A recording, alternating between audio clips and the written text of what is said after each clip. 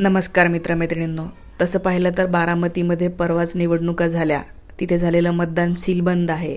पण तरीही या मतदारसंघामध्ये नेमकं कोण निवडून येईल असं लोकांना वाटतं आणि तिथली परिस्थिती काय आहे याची आज आपण थोडक्यात चर्चा करणार आहोत.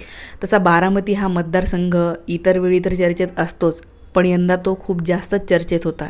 याचं कारण म्हणजे असं पहिल्यांदाच होतं आहे की पवार कुटुंबामधल्या दोन व्यक्ती दोन वेगवेगळ्या पक्षाकडून निवडणुका लढत आहेत. एकीकडे आहे सुप्रिया सुळे, शरद पवारांची मुलगी, आणि दुसरीकडे सुनेत्रा पवार, अजित पवारांची वाईफ. आता हे जे दोन उमेदवार आहेत दोन वेगवेगळ्या पक्षांकडून उभे होते. आपल्याला माहिती आहे की हा पक्ष कोणी फोडला. खुलेआम आपल्या फडणवीस साहेबांनी हे सांगितलं की मी हे दोन्ही पक्ष फोडून आलेलं, म्हणजे त्यांनीच पक्ष फोडलेला आहे. आणि एका कुटुंबामध्ये दोन उमेदवार एकमेकांच्या विरोधामध्ये उभं करण्याचं पापसुद्धा यांच्याकडेच जातं. त्यामुळे या निवडणुकीच्या दरम्यान फडणवीसांना तर खूप मजा आली असेल, खूप आतून आनंद झाला असेल की कसं मी दोन घरांमध्ये फूट पाडलेली आहे. अनेकांना हे वाटत होतं की पवारांचं कुटुंब काही फुटलेलं नाही आहे किंवा पवारांची ही खेळी आहे.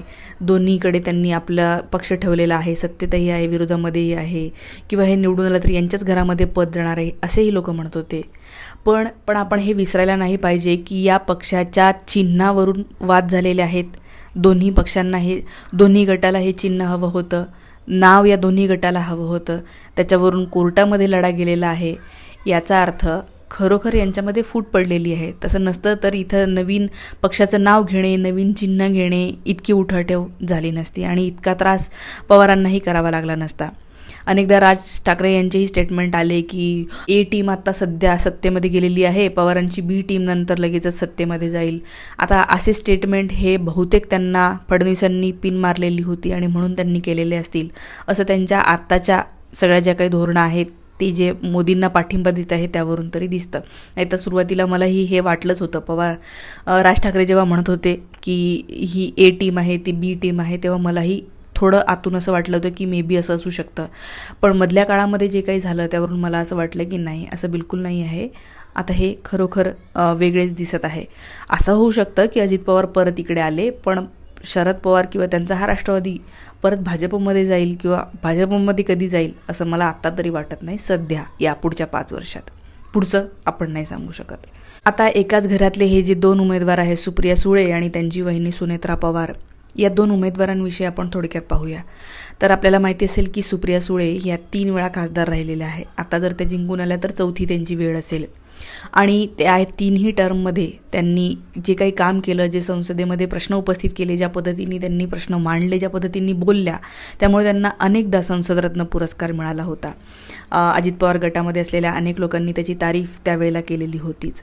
आता त्यांनी अजित पवार बाजूला किंवा ते BJP सोबत गेलेले असल्यामुळे आता ते त्याची खिल्ली उडवतात. याच्यावरून इतकंच लक्षात येतं की त्या लोकांना संसदेमध्ये प्रश्न उपस्थित करणं, बोलणं ही गोष्ट महत्त्वाची वाटत नाही. बरं, आता सुप्रिया सुळेंचं हे सगळं आहेच. सुनेत्रा पवार यांचं काय आहे तर सुनेत्रा पवार ह्या नवीन आहेत. आता नवीन उमेदवारांनी निवडून येऊ नये असं मला बिलकुल नाही वाटत. नवीन उमेदवार खरं तर निवडून आले पाहिजे.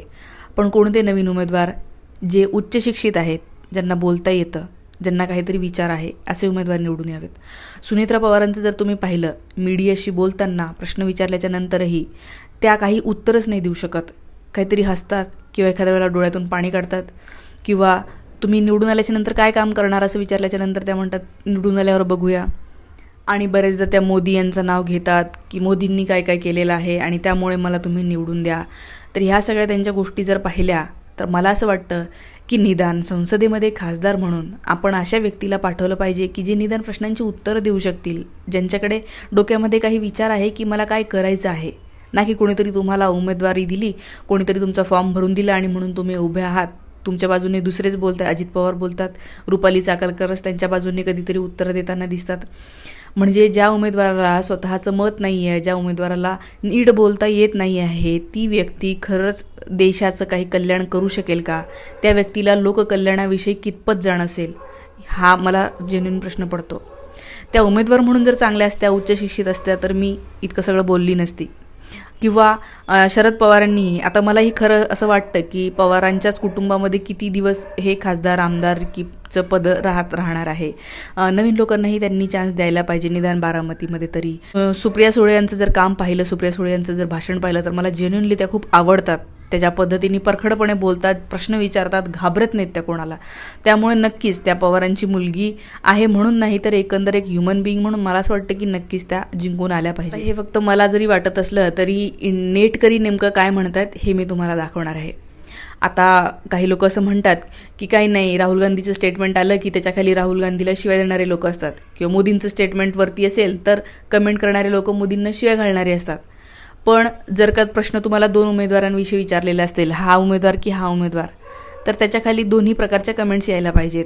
इंस्टाग्रामवरची ही बातमी होती, लोकसत्तांनीच टाकलं होतं की तुम्हाला काय वाटतं की कोण बाजी मारणार आहे, आणि त्याच्याकडे लोकांनी काय कमेंट्स केल्या आहेत त्या बघा. तर इथे बघा लोक काय म्हणालेले आहेत या पोस्टच्या खाली.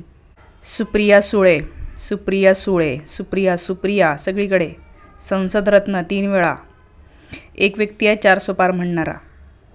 तर आपल्याला इथे कळतं आहे की 10-15 कमेंट्समधनं एक कमेंट आहे जी मोदी किंवा सुप्रियाताईंच्या अगेन्स्टमध्ये काहीतरी बोलते, बाकी सगळे सुप्रिया सुळे असंच म्हणत आहेत.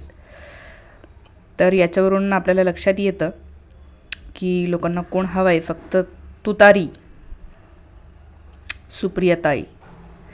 राजकारणाचा अनुभव, आता सुप्रियाताई निवडून आल्या पाहिजेत कारण त्यांना राजकारणाचा अनुभव आहे. 100% सुप्रियाताई, तुतारी 1000% येणार सुप्रियाताई म्हणे. से सुप्रियाताई जीतेगी लाखों से, सुप्रिया सुळेताई काहीच शंका नाही. सुनेत्रा पवार झाल्या तरीही काम नवराच करणार, त्यापेक्षा ज्या लढत आहेत त्याच काम करतील म्हणून सुप्रियाताई. हे कारण आवडलं मला, कारण सुनेत्राबाईंनी काही फार बोलताना दिसत नाही, त्यांना काही कळणार आहे हे खासदार झाल्यावर काय काम करायचं हेही कळत नाही. म्हणजे त्यामुळे अनुभवी व्यक्तींना आपण तिथे पाठवतोय हे चांगलं आहे. एक व्यक्ती म्हणतो कोणी निवडून आला तरी खासदारकी पवारांच्याच घरात जाणार, कशाला लय लोड घेता. एक व्यक्ती म्हणतो बारामती शरद पवार साहेबांची आहे, शरद पवारमुळे बारामतीचं नाव आहे, बारामतीच्या 12 मतांनो साहेबांना मतदान करा. बरं, काही म्हणतायत की हिंदू नालायक आहे, काही लोक म्हणतायत की दादा सुनेत्राताई. आता दादा उभे नाही आहेत तरी दादा म्हणतायत. सुनेत्राबाईंनी ठीक आहे, पवार BJP. थोडक्यात बारामतीमध्ये लोकांना सुप्रिया सुळे यांना निवडून द्यायचं आहे हेच दिसतंय. हे सगळं पाहून तुम्हाला नेमकं काय वाटतं? निवडणुका तर तिथे झालेल्याच आहे, पण तरीही एकंदर तुमचा काय अंदाज आहे मला कमेंट करून नक्की सांगा. थांबूया.